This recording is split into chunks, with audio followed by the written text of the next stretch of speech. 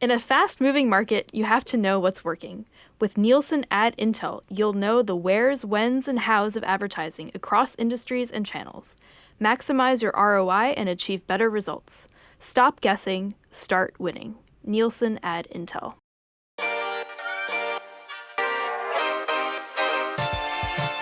Hello, listeners. It's Wednesday, September 17th. Welcome to Reimagining Retail, an eMarketer podcast made possible by Nielsen. I'm Rachel Wolff, your guest host for today's episode, which is all about whether AI-powered personalized pricing is the future. Before we dive in, let me introduce today's guests.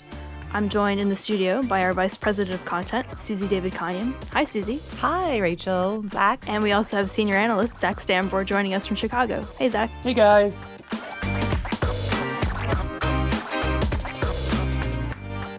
Delta got a lot of flack recently for revealing that it plans to ramp up the use of generative AI to price flights from about 3% of domestic flights today to 20% by the end of the year. According to Delta President Glenn Hauenstein, the goal is to, quote, have a price that's available on that flight, on that time, to you, the individual, end quote. Those statements raised a lot of alarm bells, including from lawmakers. Democratic Senators Ruben Gallego, Mark Warner, and Richard Blumenthal wrote a letter to Delta expressing their concerns over the airline's pricing plans, which they say raise data privacy concerns, in addition to potentially adding to the strain on consumers' wallets. So what do you both think of Delta's plans to use Gen AI for pricing, and why do you think it generated so much backlash? Airlines have used dynamic pricing since the late 70s when Jimmy Carter deregulated the airline industry. But this felt different because Delta talked very specifically about targeting the individual rather than just more broadly basing pricing on supply and demand and other factors like that. So that felt icky. It felt like Big Brother. And I think the other thing that was troublesome was that the company delivered mixed messages. When Delta was talking to investors, it talked very specifically about personalized pricing to the individual. But then when the senators wrote the letter and they issued a response, they said, no, we're not talking about targeting individuals. We're just using this vast realm of data that we have to use a broader pool of data to dynamically price. I think that's the key here, right? It's that there seems to be a trust gap, and the company isn't authentic and transparent. And it almost feels like it's telling different stakeholder groups different things to try and alleviate tension. But if you think about, like Zach was saying, it's not that new, both sort of dynamic pricing. I know this is a little bit, we're iffy on whether this was meant to be dynamic pricing or surveillance pricing, but this idea that you will get personalized pricing could even be a little bit more like, the surge pricing or not surge pricing for an Uber, which is different from taking a taxi. Or like I was thinking about this, if you think about matinee pricing, right? It's the same movie, it's the same place, it's the same popcorn. But if you go at an off hour, whatever the theater deems as an off hour, it's a little bit of a cheaper price. So in some ways, it's not unusual for companies to either use promotions, coupons, or other mechanisms like matinee pricing to change the cost of a good, but it's the way you do it and the way you frame it that I think for Delta was causing the most backlash. Yeah, I totally agree. I think dynamic pricing is not new. The example that I think of is happy hour is like the prime example of dynamic pricing. There's a lull in demand, so you lower the price and demand then goes up.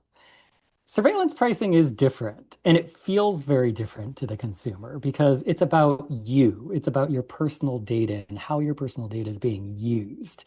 And I think people just generally feel uncomfortable about that. Right. And dynamic pricing, I think everybody's accustomed to it in some way around supply demand, where the item changes prices based on the time of day or the location so that, there's a smoothed out demand curve.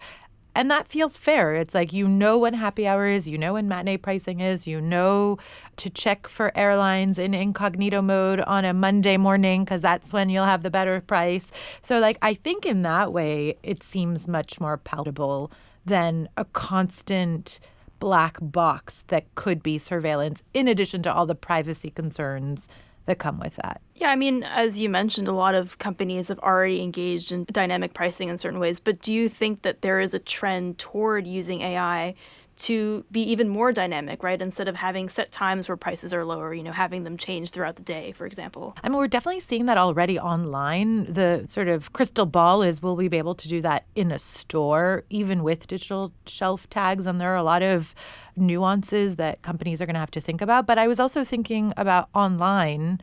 If people are sharing passwords and they're using personal history sort of data, how do they know who I am when I have stuff in my cart? Do they know if I'm the mom or the dad or the kid?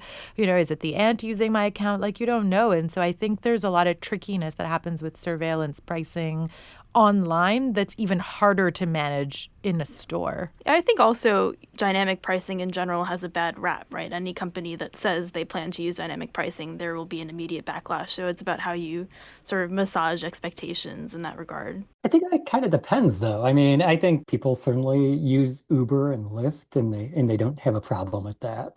They're accustomed to dynamic pricing with airlines. Their airfare has been a black box forever, and the person sitting next to you very well may have paid double or half as much as you did, and you just don't know. It's when it gets down to the grocery store or when you're shopping for apparel or whatever it might be, that's where it kind of feels different. Well, and I think hotels.com was the company that made that ad where the two people check in at the same time and they're paying different rates for the hotel. And so like, it's something everyone knows. I almost feel like we may have not made a big enough point that dynamic pricing is so different from surveillance pricing. Yeah, why don't we go into that a little bit and explain the definitions there? So dynamic pricing is pricing that adjusts based on market conditions. So that might be demand or seasonality or supply or anything along those lines. Surveillance pricing is when prices adjust based on the individual's data. So it might be their location, it might be whether they're a member of a loyalty program, it might be their demographics, it might be their browsing history. Lena Khan, the former FTC chair, even suggested that it might be based on your mouse movements. So there's like all sorts of very personal information that gets filtered into this formula that determines what price it is that you're paying.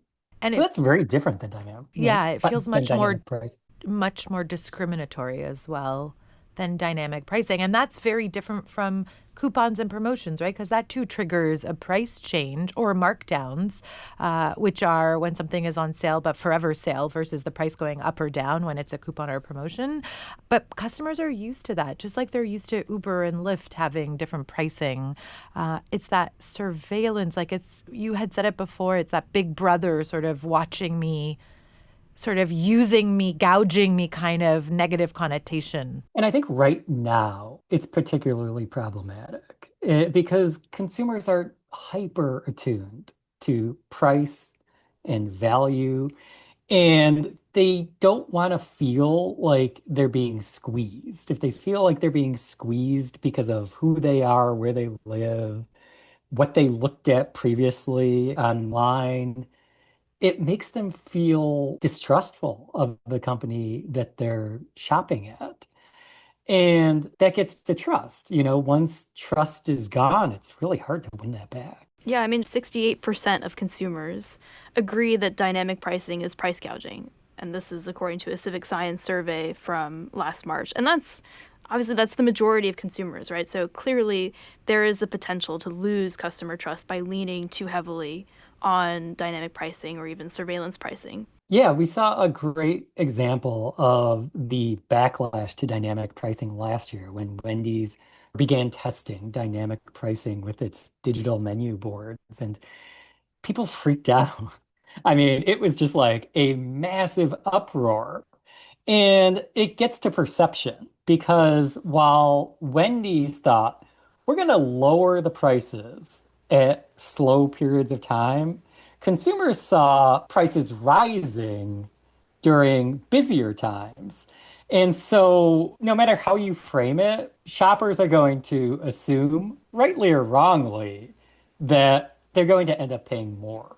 I mean, I And they think don't like that. no, they absolutely. Who wants to pay more for something that they know they can get at a better price? That's why outlet stores and like the TJXs of the world do well. But it does bring up another really interesting point around gamification, price coupons, sort of like a 1 day sale and stacking coupons and like using your loyalty points and doing this and doing that to get the best price possible is what some consumers love doing. This is almost taken away from them. And so it's not only are they being squeezed, but it's also like, are you kidding me? You don't think I understand the system well enough to get it at the best price for me when I'm ready to do it? So I think there's also that element of consumer, not just lack of trust, but like not empathetic in any way, because for some retailers, it's really helpful to have dynamic pricing, right? Or to be able to use 1 day sales, for example, or Kohl's days or whatever, Amazon Prime days to move merchandise or to be able to calculate their margin in a good way or to reduce waste, to try and, move merchandise to bring in the next set of merchandise for the next season. So if it's done well, and so one of your questions was around, will AI help us? I think if the AI vendors who help consumers see that it's happening as a natural part of the shopping journey, and it doesn't feel like I gotcha moments, and it's a seamless part where it's very transparent why the price is going up or down, and maybe it doesn't go up as much as it does down, like there's a ceiling on the price, but the down piece is okay. That's kind of like a regular sale, right? Everybody knows the dress is going to be $100. And if you really need it or want it, you pay the $100. But if you're not obsessed with it, you'll wait till it goes on sale and then you'll buy it. I feel like there has to be a place where dynamic pricing will work for everybody. So going back to surveillance pricing, the previous administration took some preliminary steps to curb the practice. Do you think that these efforts are going to continue? And, if so, who's going to be leading the charge? Under Biden, it was the FTC. Or, will it be more like what we saw with data privacy, where it's more on a state-by-state basis? Yeah, I do not think the FTC is going to act. I think it will be up to the states. I think we have started to see the states move in this direction, or at least I should say a handful of states like California, I think Illinois, I think Georgia, a handful of others. But that creates a really challenging dynamic because you just have a patchwork of state bills that all are different. And that makes it really difficult for a company to navigate. But we haven't even gotten there. Some of them are narrowing, some of them are stalling, some of them are just like falling flat. So right now, there's just like not a whole lot of momentum in that direction, even if there is some movement. Do you think that will change, once inflation creeps up due to tariffs and there's a lot more attention being paid to pricing and how companies are approaching it? I think in some more progressive states, there certainly could be some push in that direction. But even California, just a few weeks ago, saw their bill narrow. And I think it's just kind of stalled out at the moment. And so, there's a lot of pushback from the industry. And getting past that is really challenging. Are there any benefits for retailers or consumers or both to dynamic pricing? I think it depends on transparency. There's a Dutch grocer that uses dynamic pricing to move products that are going to expire. So they have a system in place where there are more and more markdowns, the more the inventory needs to move, and consumers can get a pretty steep discount. I think it's like 25 or 70% or 90% off, depending on when it's going to expire. And so ultimately, like it is good for the consumer. They get a deal, and it's good for the grocer because they move products that they otherwise would just like throw away. Which is good for a consumer if you understand how it works, right? So if the retailer is open with you about how they're doing it, then that is good for your pocketbook too, and it's good for the environment. Yeah, I think you also have to trust that the grocer is pricing things fairly at the beginning of the day, though, to, hold with that, idea of transparency. Yeah, for sure. All right, that's all we have time for. Thanks to Zak. Yeah, thanks for having me. And thanks to Suzy. Thank you. And thanks to the editing crew and to everyone for listening in to Reimagining Retail, an eMarketer podcast made possible by Nielsen. Subscribe and follow us to hear about new episodes and give us a rating and review if you have time. This show will be back next week with our September Most Interesting Retailers of the Month list.